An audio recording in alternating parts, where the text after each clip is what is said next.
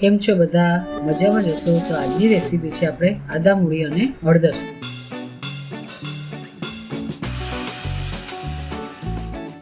તો મેં અહીંયા આદા મૂળી અને હળદર લીધા છે, લીંબુ અને મીઠું લીધું છે. મેં અહીંયા આદા મૂળી અને હળદરની છાલ કાઢીને પાણીમાં પલાળી દીધી છે. હવે આપણે તેને સુધારી લઈએ. ઠંડીમાં આ અથાણું સરસ લાગે છે અને આ અથાણું ઠંડીમાં જ મળે છે. આદા મૂળી હળદરને આપણે આ રીતે સુધારવાની છે.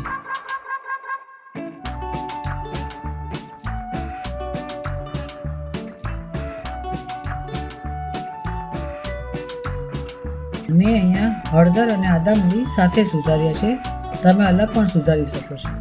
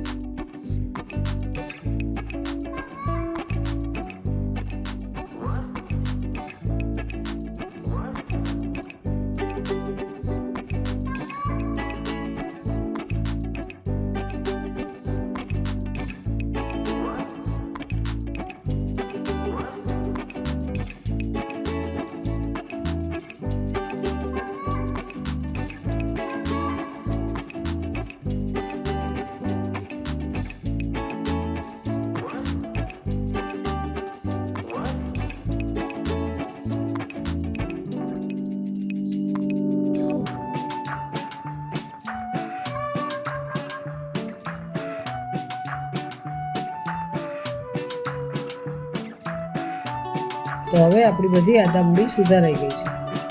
આ પાણી આપણે એમાં નથી નાખવાનું, એટલે આ પાણી આપણે જવા દઈશું. આપણે એમાં આખું લીંબુ નાખવાનું છે. તો હવે આપણે તેમાં રસ કાઢીને નાખી દઈએ.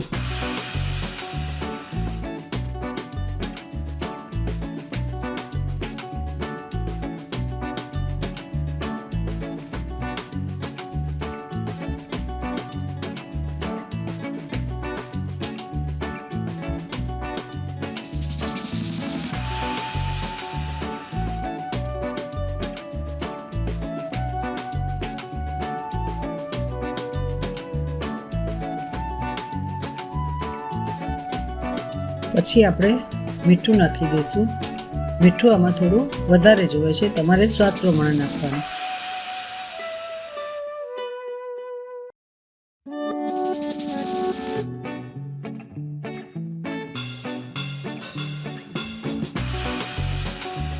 તો જુઓ, આપણી આદા મૂળી હળદરનું અથાણું બની ગયું છે.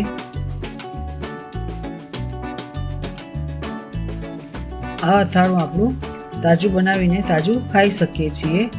તમારે સ્ટોર કરવું હોય તો પણ કરી શકો છો. તેમાં થોડું આપણે પાણી રાખીને કાચની બોટલમાં ભરી દેવાનું. તો આપણું અથાણું 4-5 દિવસ સુધી એવું ને એવું રહે છે. જો તમને આ વિડીયો ગમ્યો હોય તો મારા વિડીયોને લાઈક કરજો, શેર કરજો અને મારી ચેનલને સબસ્ક્રાઈબ કરજો.